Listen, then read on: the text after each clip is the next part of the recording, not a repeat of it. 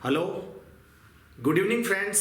मैं सुजीत लाठर स्टारविल के online platform पर आप सभी का हार्दिक स्वागत करता हूं। और आज हम सीडीपी सब्जेक्ट के साथ डील करेंगे, चाइल्ड डेवलपमेंट एंड पेडागोजी। इस सब्जेक्ट को हम एजुकेशन साइकोलॉजी के नाम से भी जानते हैं। सबसे पहले तो बता दूं आप लोगों को, ये जो सब्जेक्ट है ये उन एस्प्रेंटिस के लिए या जो तैयारी करने वाले हैं उनके लिए मददगार होगा जो रीट की तैयारी कर रहे हैं, यूपी टेट की, एचटेट, सीटेट या DSSB की या किसी भी टीचिंग एग्जाम की प्रिपरेशन कर रहे हैं, तो उनके लिए ये वीडियो सीरीज होने वाली है। ठीक है, तो आज हम इस टेस्ट सीरीज में, आपको बोर्ड पे दिख भी रहा होगा, हमने क्या सब्जेक्ट लिखा हुआ है, एजुकेशन साइकोलॉजी। तो एजुकेशन साइकोलॉजी को हम समझेंगे कि इसका डेवलपमेंट कैसे हुआ, इसका विकास कैसे हुआ, जन्म कैसे हुआ, किस प्रकार से इसकी फॉर्मेशन हुई, किन किन व्यक्तियों का इसमें रोल रहा है।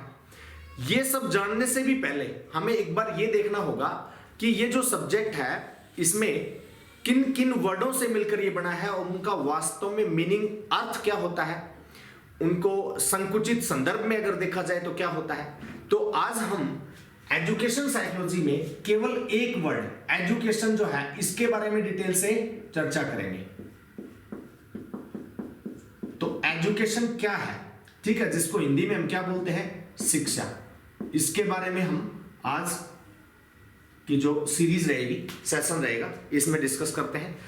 तो आज आप लोगों का टाइम खराब हम नहीं करेंगे और इस टाइम को बचाने के लिए जो कुछ चीजें मुझे यहां पर बोर्ड पे लिखनी पड़ेगी वो सब चीजें मैं आपको स्लाइड के रूप में प्रस्तुत करता जाऊंगा, और जो जो चीजें मुझे आप लोगों के साथ डिस्कस करनी है, समझानी है, वो मैं बताता चलूंगा। तो अगर कोई इस चैनल पर नया है तो प्लीज चैनल को सब्सक्राइब कर लीजिएगा। आपको टाइमली जो भी वीडियोज हैं, एजुकेशनल वीडियोज हैं या इंफॉर्मेशनल वीडियो हैं, वो मिलती रहती हैं। साथ ही आप किसी भी कॉम्पिटिटिव एग्जाम की तैयारी के लिए इस चैनल को ज्वाइन कर सकते हो। ठीक है, इसमें मैथ्स है, साइंस है, ठीक है, साथ ही जीके के सारे सब्जेक्ट हो गए, रीजनिंग है, वो सब्जेक्ट भी आपको देखने को मिलेंगे। ठीक है, तो आपके स्क्रीन पर जो पहली स्लाइड है, हम अधिगम के बारे में बात करते हैं कि शिक्षा जो है वास्तव में क्या है। तो आपको यहाँ पर दिख पा रहा होगा कि शिक्षा जो है वो एक अधिगम की प्रक्रिया है। अधिगम यानी कि सीखने की प्रक्रिया है, लर्निंग प्रोसेस है। इसको हम दूसरे शब्दों में अगर कहना चाहें तो हम कह सकते हैं कि अधिगम या सीखना एक प्रकार से ज्ञान ग्रहण करने की, कौशल ग्रहण करने की या मूल्य और आदतों को ग्रहण करने की प्रोसेस होती है। जैसे अगर हम ज्ञान की बात करें तो जो कुछ भी हम सीखते हैं, चाहे वो हमारे पास कोई इन्वायरमेंटल फैक्टर हो, पर्यावरणीय कारक हो, हमने किसी भी अन्य व्यक्ति से हमने वो सीखा हो, वो सब चीजें जो है वो हमारे लिए क्या होती हैं, नॉलेजेबल होती हैं, हमारा ज्ञान में विस्तार करती हैं, बढ़ाती हैं। ठीक है, कौशल स्किल्स की बात की जाए तो जैसे फॉर एग्जांपल मोटर मैकेनिक है या प्लम्बर है, कोई भी है, जो स्किल वर्क होते हैं जिनको व्यक्ति क्या करता है, किसी मशीन या कल पुर्जों से संबंधित नॉलेज है, तो वो क्या होगी, एक प्रकार की स्किल्स हम उनको कह सकते हैं। ठीक है, आदतें हैं, अच्छी हैबिट्स हो गई, इनको सबको ग्रहण करना ही क्या होती है, एजुकेशन या लर्निंग की प्रोसेस होती है। ठीक है, इंग्लिश में भी मैंने यहाँ पर दिया हुआ है, अगर कोई इंग्लिश मीडियम के भी है यहाँ पर तैयारी करने वाले तो पढ़ सकते हैं। Education is the process of learning, learning की प्रोसेस है, और to acquire knowledge, skills, values and habits. ठीक है, तो आई होप आपको ये पॉइंट समझ में आ गया होगा। नेक्स्ट पॉइंट की ओर हम बढ़ते हैं। शिक्षा का अर्थ क्या होता है, मीनिंग ऑफ एजुकेशन। शिक्षा मनोविज्ञान की अगर हम बात करें तो ये दो शब्दों से मिलकर बना है, जिसमें पहला तो एक वर्ड हो गया हमारे पास क्या, शिक्षा, और दूसरा क्या वर्ड हो गया हमारे पास, मनोविज्ञान, या यूं कहें इंग्लिश में अगर देखें तो एजुकेशन और साइकोलॉजी, इन दो शब्दों से मिलकर बना है। तो यहां पर अगर बात की जाए, हम सिर्फ एक बार शिक्षा वर्ड की बात करते हैं तो उसके बारे में हम एक बार डिस्कस करेंगे। देखिए आपके सामने नेक्स्ट स्लाइड है। शिक्षा बालक में अंतर्निहित, बालक के अंदर जो समाहित शक्तियां होती हैं या बालक के अंदर जो छुपी हुई पावर्स होती हैं, उन पावर्स को बाहर उभार कर ही पूर्ण करना, या उन पावर्स में कुछ कमियां रह गई हैं उनको क्या कर देना, पूरा कर देना ही क्या है, एक प्रकार से एजुकेशन या शिक्षा कहलाती है। ठीक है, इंग्लिश में भी आपके सामने लिखा हुआ है, पढ़ सकते हैं आप। Education brings out the inherit powers in the child and develops the them fully, यानी कि पूर्ण रूप से उनको विकसित कर देना ही क्या है, आंतरिक शक्तियां बाहर निकाल कर या उबार कर ही क्या कहलाती है, शिक्षा कहलाती है। तो शिक्षा के बारे में आपको समझ में आ गया होगा, ये बहुत ही सिंपल सा पॉइंट था। नेक्स्ट एक पॉइंट जिसको आप एक कोट के रूप में भी पढ़ सकते हैं, और महात्मा गांधी का एक ये बहुत ही प्रमुख स्टेटमेंट भी है। महात्मा गांधी ने क्या कहा है कि शिक्षा को सर्वांगीण विकास, सर्वांगीण का मतलब जिसमें सारे अंग शामिल हैं, सभी अंगों का विकास, जिसमें सर्वांगीण अंगों में महात्मा गांधी ने क्या कहा है, शरीर, ठीक है, आत्मा तथा मस्तिष्क के विकास की प्रक्रिया या प्रोसेस माना है। ठीक है, मैं Mahatma Gandhi considered education as a process of all round development of body, soul and mind. ठीक है, तो सिंपल अगर हम अपनी देहाती लैंग्वेज में कहें तो ये कहें कि मानव शरीर का संपूर्ण विकास, जिसमें हमारे शरीर का विकास हो गया, शरीर के विकास की अगर बात करें तो हमारी ग्रोथ हो गई, मांसपेशियों का विकास हो गया, शरीर के भार में वृद्धि है, लंबाई चौड़ाई में, ठीक है, पावर में वृद्धि है, ये सब चीजें हैं, तो ये क्या हो गई, शारीरिक विकास से संबंधित। ठीक है, आत्मा को यहां पर क्या लिया गया है, तो हम इस चीज के बारे में, इस वर्ड के बारे में डिस्कशन करेंगे जब हम साइकोलॉजी टर्म के बारे में डिस्कस करेंगे। फिलहाल केवल आपको ये बता दूं कि आंतरिक रूप से जो शक्तियां हैं उनको ही महात्मा गांधी ने क्या कहा है, आत्मा कहा है, और मस्तिष्क यानी कि जो मेंटल प्रोसेस है उसमें भी जो डेवलपमेंट होता है वो किस प्रकार की प्रोसेस उन्होंने माना है, सर्वांगीण विकास की प्रोसेस माना है। बहुत सारे टीचिंग एग्जाम्स में ये क्वेश्चन देखने को मिलता है कि सर्वांगीण विकास, शरीर, आत्मा तथा मस्तिष्क के विकास की प्रक्रिया, शिक्षा को किस विद्वान के द्वारा माना गया है, उसमें अनेक नाम होते हैं, तो एक नाम उनमें क्या होता है, महात्मा गांधी का भी होता है। तो ये किसकी स्टेटमेंट है, महात्मा गांधी की है। नेक्स्ट पॉइंट की अगर बात की जाए तो महात्मा गांधी के बारे में एक बहुत इंपॉर्टेंट पॉइंट है, इन्हें बेसिक शिक्षा, बेसिक का मतलब होता है आधार, बेसिक शिक्षा या इसको हम कह सकते हैं बुनियादी शिक्षा, ठीक है, और वृद्धा शिक्षा योजना के जनक भी कहा जाता है। ठीक है, बेसिक एजुकेशन के फादर कौन है, महात्मा गांधी है, साथ ही वृद्धा एजुकेशन के फादर भी कौन है, महात्मा गांधी है। ये क्वेश्चन भी बहुत बार एग्जाम में पूछा जा चुका है। ठीक है, नेक्स्ट एक इंपॉर्टेंट पॉइंट की बात करते हैं, तो ये हमारे जो भारतीय मनीषियों की बात करें, हम ऋषि मुनियों की बात करें, तो उन्होंने क्या कहा है शिक्षा के बारे में, सा विद्या या विमुक्ति कहकर शिक्षा को मुक्ति का साधन माना है। उन्होंने क्या कहा है, इंडियन मिस्टिक्स की अगर मैं बात करूं तो उन्होंने क्या माना है, education as a mean of liberation by saying सा विद्या और विमुक्ति। तो इन्होंने क्या कहा है कि शिक्षा जो है वो मुक्ति का एक मार्ग है। ठीक है, जो व्यक्ति शिक्षा ग्रहण कर लेता है, जो व्यक्ति शिक्षित होता है, तो समाज में भी उसका एक बहुत ही अच्छा स्थान होता है और अंत में वो मुक्ति को प्राप्त हो जाता है। ऐसा भारतीय मनीषियों के द्वारा कहा गया है, ऋषि मुनियों के द्वारा कहा गया है। ठीक है, नेक्स्ट एक इंपॉर्टेंट पॉइंट की बात की जाए तो शिक्षा शब्द की जो उत्पत्ति है, अगर मैं हिंदी वर्ड की बात करूं, जो शिक्षा शब्द है, इस शिक्षा शब्द की उत्पत्ति संस्कृत भाषा की शिक्ष धातु से हुई है। किस भाषा की, संस्कृत भाषा की एक धातु है जिसका नाम क्या है, शिक्ष धातु। ठीक है, इस धातु से क्या मानी जाती है, शिक्षा की उत्पत्ति मानी जाती है। और इसका मीनिंग क्या होता है, तो इसका मीनिंग होता है सीखना या सिखाना, टू लर्न और टू टीच, यानी कि अगर हम किसी से कुछ सीखते हैं तो भी वो क्या है, शिक्षा है, और अगर हम किसी को कुछ सिखाते हैं तो भी वो क्या है, शिक्षा है, एजुकेशन है।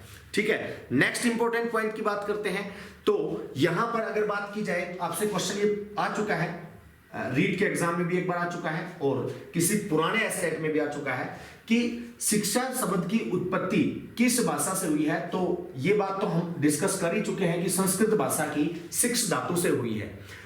यहां पर एक क्वेश्चन देखने को ये मिलता है कि शिक्षा में मनोवैज्ञानिक नजरिए का सूत्रपात किसने किया था, किस विद्वान के द्वारा किया गया था, तो किसके द्वारा किया गया था, रूसो के द्वारा किया गया था। और रूसो जो विद्वान थे, साइकोलॉजिस्ट थे, इन्होंने ही सर्वप्रथम ये बताया था, इनकी एक पुस्तक थी एमाइल पुस्तक, एमिल भी जिसको बोल देते हैं, एमाइल पुस्तक के माध्यम से, या एमिल इस तरीके से भी लिखा आ सकता है, इस पुस्तक के माध्यम से इन्होंने ये बताया, इस पुस्तक में इन्होंने लिखा था कि शिक्षा शब्द की उत्पत्ति संस्कृत की शिक्ष धातु से हुई है। ठीक है, तो आगे हम नेक्स्ट पॉइंट की ओर बढ़ते हैं। नेक्स्ट पॉइंट ये है, अंग्रेजी जो वर्ड है आपके सामने दिख भी रहा होगा आपको, एजुकेशन। एजुकेशन का जो ओरिजिन है, इसकी उत्पत्ति है, वो किस भाषा से हुई है? तो एजुकेशन की जो उत्पत्ति है ना, वो किस भाषा से मानी जाती है? लैटिन भाषा का एक वर्ड है। ठीक है, तो लैटिन भाषा का एक वर्ड है, वो मैं आपको बता देता हूं कि क्या वर्ड है वो। लैटिन वर्ड एजुकेटम, एजुकेटम वर्ड से हुई है। और जो लैटिन भाषा का वर्ड है एजुकेटम, इस एजुकेटम के बारे में अगर मैं बात करूं तो ये इससे मतलब दो वर्डों से मिलकर बना हुआ माना जाता है। इस वर्ड के बारे में ई प्लस ड्यूको। ठीक है, ई का मतलब होता है अंदर से, और ड्यूको का मतलब यहां पर क्या लिया गया है? बाहर निकालना। तो हम क्या कह सकते हैं कि लैटिन वर्ड जो है, इसका जो ओरिजिन है एजुकेशन, इंग्लिश वर्ड की मैं बात करूं तो इसका जो ओरिजिन है वो लैटिन वर्ड एजुकेटम से हुआ है। और एजुकेटम किन दो वर्डों से मिलकर बना है? ई प्लस ड्यूको से मिलकर बना माना जाता है, जिसमें ई का मतलब क्या होता है? अंदर से, और ड्यूको का मतलब क्या होता है? बाहर निकालना। ठीक है, तो इसके अलावा भी इसकी उत्पत्ति अन्य दो वर्डों से भी मानी जाती है। जो दो अन्य वर्ड हैं वो कौन से हैं? तो यहां पर दो वर्ड आप देख पा रहे होंगे, एक तो क्या है? एजुकेयर और एक एजुसियर। ठीक है, दो वर्ड क्या है? एजुकेयर और एजुसियर, ये दो वर्ड हैं। इन दो नए वर्डों से भी मानी जाती है किसकी उत्पत्ति? एजुकेशन वर्ड की। ठीक है, तो इनका मीनिंग क्या होता है? इनका मीनिंग होता है नेतृत्व देना, बाहर निकालना, आगे बढ़ाना या विकसित करना। ठीक है, और इंग्लिश, जिनका इंग्लिश मीडियम है वो भी देख सकते हैं, मैंने प्रॉपर इसमें इंग्लिश में भी मेंशन किया हुआ है, कंप्लीट इसकी जो दिया हुआ है आपके सामने। ठीक है, नेक्स्ट पॉइंट की ओर बढ़ते हैं। नेक्स्ट पॉइंट हमारा आता है कि शिक्षा का अर्थ क्या है। तो अर्थ के बारे में तो हम बात कर ही रहे हैं, लेकिन अकॉर्डिंग टू साइकोलॉजी अगर बात की जाए तो इसके दो प्रकार के अर्थ लिए गए हैं। एक तो प्राचीन दृष्टिकोण के अनुसार शिक्षा का अर्थ क्या है, ठीक है, और एक नवीन दृष्टिकोण के अनुसार शिक्षा का अर्थ क्या है। तो प्राचीन दृष्टिकोण की अगर बात की जाए तो इसको हम कह सकते हैं कि जो प्राचीन दृष्टिकोण है वो किस टाइम से पहले का रहा होगा। तो हम यहां एक पॉइंट के बारे में भी डिस्कस करते हैं। इसके पीछे मैं आपको एक स्टोरी भी बताता हूं छोटी सी। 1879 से पहले का जो काल है ना, उसको प्राचीन दृष्टिकोण कहा जाता है सीडीपी के अंतर्गत। अगर बात की जाए 1879 में ऐसी क्या घटना घटित हुई थी कि उससे पहले को तो प्राचीन दृष्टिकोण कहा जाता है और उसके बाद के काल को, पीरियड को नवीन दृष्टिकोण में शामिल किया गया है। तो इसका रीजन ये है, 1879 में जर्मनी में एक लिप्जिंग शहर है, उस लिप्जिंग शहर में विलियम वुंड नामक एक साइकोलॉजिस्ट थे, उनके द्वारा प्रथम मनोवैज्ञानिक प्रयोगशाला की स्थापना की गई। तो उस मनोवैज्ञानिक प्रयोगशाला की स्थापना करने के बाद शिक्षा मनोविज्ञान के क्षेत्र में एक नई क्रांति आ गई और इसमें बहुत सारी रिसर्च होने लगी। तो उसके बाद जो तेजी आई, क्रांति आई, उसके बाद का जो दृष्टिकोण माना जाता है एजुकेशन का, वो नवीन दृष्टिकोण माना जाता है और उसको व्यापक दृष्टिकोण भी कहते हैं। ठीक है, लेकिन जो प्राचीन दृष्टिकोण की मैं बात करूं तो प्राचीन जो दृष्टिकोण है उसको क्या कहते हैं? संकुचित संदर्भ में। संकुचित का मतलब क्या हो गया यहाँ पर? छोटे प्रारूप में उसको माना गया है। तो पहला इसमें पॉइंट आप पढ़ पा रहे होंगे कि 19वीं सदी के उत्तरार्ध में, 19वीं सदी का जो समाप्ति का काल है वो इसके कुछ टाइम के बाद आया होगा और उस टाइम तक के पीरियड को क्या माना गया? इसको संकुचित संदर्भ में हम शिक्षा के अर्थ में शामिल कर सकते हैं या प्राचीन दृष्टिकोण के अनुसार शिक्षा का ये पीरियड रहा। ठीक है, और इस दौरान आपको ये बता दूं कि इसमें सबसे ज्यादा किस पर फोकस किया गया था? तो इसमें औपचारिक शिक्षा पर, जो किताब विज्ञान होता है, बुकिश नॉलेज पर इस टाइम पर फोकस किया गया था, जिसको फॉर्मल एजुकेशन हम कहते हैं। और इसके अलावा इसमें किस चीज पर फोकस किया गया था? तो शिक्षा जो है वो केवल विद्यालय तक ही सीमित थी, निश्चित स्थान तक ही सीमित थी। स्कूलिंग एजुकेशन को ही यहां पर क्या किया गया था? शामिल किया गया था। मतलब इसकी लिमिट्स थी कहां तक लिमिट थी इसकी? स्कूल में लिमिट थी बस, कि स्कूल में जो सीखते हैं वहीं तक शिक्षा होती है, उसके बाहर कोई एजुकेशन नहीं होती। लेकिन आज के संदर्भ की अगर बात करें तो ऐसा बिल्कुल नहीं है। हम स्कूल में सीखते हैं, उसके अलावा बाहर इन्वायरमेंट से या किसी भी अदर नॉलेजेबल पर्सन से या किसी भी चीज से हम सीख सकते हैं, तो वो भी क्या है? शिक्षा है, लेकिन वो प्राचीन दृष्टिकोण के अकॉर्डिंग मान्य नहीं है। इसके अलावा इसमें देखो तीसरा पॉइंट भी आपके सामने है, शिक्षा, तीसरा पॉइंट हम डिस्कस कर चुके हैं, सॉरी। फोर्थ जो इसमें पॉइंट है, इसमें क्या कहा गया है? ज्ञानात्मक पक्ष पर बल दिया गया था प्राचीन दृष्टिकोण के अनुसार। ज्ञानात्मक पक्ष का मतलब क्या हो गया? इसमें केवल और केवल कॉग्निटिव जो है डेवलपमेंट है या कॉग्निटिव प्रोसेस है, केवल नॉलेज वाली चीजों पर ही बल दिया गया था, कि पढ़ाई सिर्फ किताब से जो ग्रहण किया जाए, जो पढ़ा जाए वही नॉलेज है। बाहर हम जो कुछ सीखते हैं, कौशल्स वगैरह कुछ सीखते हैं, तो उनको इसमें नॉलेज में शामिल नहीं किया गया था। ठीक है। अगर बात की जाए इसमें नेक्स्ट पॉइंट की, तो इसमें सैद्धांतिक पक्ष पर बल दिया गया था। सैद्धांतिक पक्ष का मतलब क्या हो गया? थ्योरेटिकल जो साइड होती है उस पर बल दिया गया। मतलब इसमें अगर बात की जाए तो बाल केंद्रित ना होकर जो शिक्षा की प्रणाली है वो शिक्षक केंद्रित शिक्षा की प्रणाली रही होती थी। ठीक है। और साथ ही अगर बात की जाए तो इसमें शिक्षक मुख्य भूमिका में होता था और सिद्धांतिक प्रवृत्ति का होता था। जो सिद्धांत किसी शिक्षक के द्वारा बना दिए गए थे, जो अनुशासन रूल रेगुलेशन बना दिए गए होते थे, उनको कोई तोड़ नहीं सकता था। तो इस दौरान केवल क्या था? सिद्धांतिक पक्ष पर ही बल दिया जाता था। लेकिन अगर हम बात करें व्यापक दृष्टिकोण की, तो आपके सामने स्क्रीन पर है, आप इसको पढ़ भी सकते हैं। व्यापक दृष्टिकोण की अगर बात करें तो इसको नवीन दृष्टिकोण भी कहा जाता है। और ये जो फ्रेश अप्रोच है, इसको हम अगर देखते हैं तो इसमें 1879 के बाद, इसके जो बाद का काल है, मैं बता चुका हूं, इसके बाद का जो काल है उसमें एक क्रांति आ चुकी थी शिक्षा के क्षेत्र में, या शिक्षा मनोविज्ञान के क्षेत्र की बात की जाए तो इसके बाद का जो काल है उसको किसमें काउंट किया जाता है? नवीन दृष्टिकोण या आधुनिक दृष्टिकोण के अंतर्गत शामिल किया जाता है। और इसमें अनौपचारिक शिक्षा यानी कि नॉन फॉर्मल एजुकेशन के बारे में बात हुई। इनके अकॉर्डिंग जो शिक्षा है वो केवल बुकिश नॉलेज या किताबी ज्ञान पर सीमित नहीं थी, बल्कि कहीं से भी ग्रहण की जाने वाली एक प्रोसेस हो गई शिक्षा, या जो लर्निंग प्रोसेस है। साथ ही अगर बात की जाए तो इसमें किसी स्थान की भी लिमिट्स नहीं थी। किसी भी स्थान पर जाकर इन्वायरमेंट के साथ, समाज में बैठकर, लोगों से बातचीत करके, परिवार के लोगों से बातचीत करके कुछ भी सीखा जा सकता है। इसके अकॉर्डिंग ये अर्थ बदल गया व्यापक दृष्टिकोण के अकॉर्डिंग।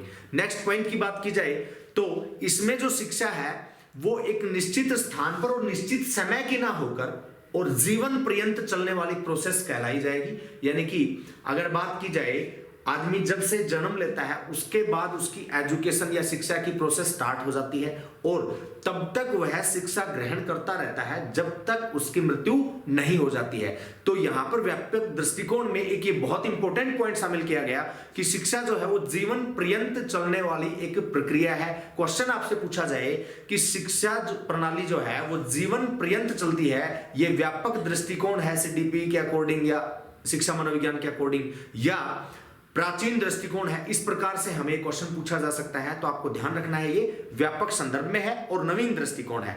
लास्ट अगर हम इसके पॉइंट की बात करें तो ये सर्वांगीण विकास पर बल देती है। और सर्वांगीण विकास के बारे में हमने पहले ही डिस्कशन कर लिया है कि सर्वांगीण विकास क्या है। शरीर, मन, मस्तिष्क, आत्मा के विकास से संबंधित यहां पर बात की गई थी। तो नेक्स्ट पॉइंट की ओर बढ़ते हैं। नेक्स्ट पॉइंट में हमें नेक्स्ट पॉइंट जो दिया हुआ है, हमें परिभाषा देख लेते हैं हम इसमें थोड़ी सी, है ना। 2-3 इंपॉर्टेंट परिभाषाएं एजुकेशन के बारे में। तो एक बहुत ही इंपॉर्टेंट परिभाषा है एरिस्टोटल की। एरिस्टोटल अरस्तु के अनुसार शिक्षा क्या है? मजबूत शरीर और मजबूत दिमाग की उत्पत्ति है। देखो इसको आप, एक जो वर्ड आता है एरिस्टोटल, उसके अकॉर्डिंग भी ध्यान रख सकते हो। जैसे एरिस्टोटल, तो एरिस्टोटल का मतलब हम ये मान लेते हैं कि भाई एरिस कोई आदमी है, ठीक है, और एरिस जो है वो टोटल है। टोटल का मतलब क्या हो गया कि वो शरीर से भी, ठीक है, मानसिक रूप से भी, और अगर बात की जाए दिमाग, शरीर से मानसिक रूप से क्या है, सक्षम है या मजबूत है। तो इससे हमें ये थोड़ा सा परिभाषा है ये याद हो जाएगी कि एरिस्टोटल, एरिस जो है वो कंप्लीट है, टोटल है। टोटल इसका मतलब क्या हुआ? शरीर और मजबूत दिमाग की उत्पत्ति ही क्या है? एरिस्टोटल के अनुसार शिक्षा है। ठीक है। नेक्स्ट एक परिभाषा है टिप्पी नन के अनुसार। टिप्पी नन के अनुसार क्या है? शिक्षा बालक के व्यक्तित्व का संपूर्ण विकास है। ठीक है, तो इसको भी आप कैसे याद रख सकते हैं? टिप्पी एन। ठीक है, टिप्पी नन की हम बात कर रहे हैं, तो टिप्पी नन से अगर बात की जाए तो इसको हम किस तरीके से कनेक्ट कर सकते हैं? जैसे यहां पर दिया हुआ है शिक्षा बालक के व्यक्तित्व का संपूर्ण विकास है। एन से हम एक वर्ड याद रख सकते हैं नेचर। ठीक है, टीपी नेचर। नेचर से हमें याद रहेगा, नेचर क्या होगी? प्रकृति हो गई। तो हमारा नेचर कैसा है? हमारा नेचर ही हमारे व्यक्तित्व की पहचान होती है। इस तरीके से हम कनेक्ट करेंगे तो इस परिभाषा को याद कर पाएंगे। इसमें एक व्यक्तित्व कीवर्ड आपको दिखाई दे रहा होगा। शिक्षा बालक के व्यक्तित्व का संपूर्ण विकास है। नेक्स्ट एक परिभाषा और देख लेते हैं हम। पेस्टालोजी के अनुसार शिक्षा व्यक्ति की अंदरूनी शक्तियों का प्राकृतिक संगत प्रगतिशील विकास है। इसको कैसे याद रखेंगे? तो पेस्टालोजी जो साइकोलॉजिस्ट है, इसको देखो, पेस्टालोजी, इसमें आपसे अगर पूछा जाए कि पेस्ट कुछ सुना है आपने कभी, तो आप कहेंगे कि जी हाँ बिल्कुल पेस्ट होता है। टूथपेस्ट जो होता है, सुबह जो हम दांत साफ करने के लिए, टीथ ब्रश करने के लिए यूज करते हैं। तो पेस्ट जो है वो हमारे शरीर के आंतरिक पार्ट ही तो हो गया। अगर दांतों की बात की जाए तो हमारी बॉडी के बाहर थोड़ी है ना दांत, तो हमारे माउथ के अंदर है। तो आंतरिक अंगों की सफाई, हम इस तरीके से इसको याद रख सकते हैं। इसमें देखो एक कीवर्ड आपको दिखाई दे रहा होगा, अंदरूनी शक्तियों का प्राकृतिक संगत प्रगतिशील विकास है। तो पेस्टोलॉजी की परिभाषा आपको कैसे याद रहेगी कि आंतरिक सफाई, अंदरूनी सफाई, अंदरूनी शक्ति, अंदरूनी सफाई करेंगे तो अंदरूनी शक्ति भी तो दांतों में बनी रहेगी। तो अंदरूनी शक्तियों का प्राकृतिक संगत प्रगतिशील विकास ही क्या है? पेस्टोलॉजी के अनुसार शिक्षा है। तो हमने आज की क्लास में हम केवल इतना ही डिस्कशन करेंगे। ठीक है, आज की क्लास में हमने डिस्कशन किया कि शिक्षा क्या है। ठीक है, शिक्षा के कुछ प्रमुख जो कथन है, जिसमें महात्मा गांधी के बारे में हमने पढ़ा, भारतीय मनुष्यों के द्वारा बताई गई कथन के बारे में भी हमने बात की, 2-3 परिभाषाएं भी हमने पढ़ी है। एरिस्टोटल के अनुसार है, टिप्पी नन के अनुसार है और पेस्टोलॉजी के अनुसार है। और शिक्षा के जो अर्थ के बारे में हमने पढ़ा है कि प्राचीन दृष्टिकोण में शिक्षा का अर्थ क्या है और आधुनिक दृष्टिकोण के अनुसार शिक्षा का अर्थ क्या है।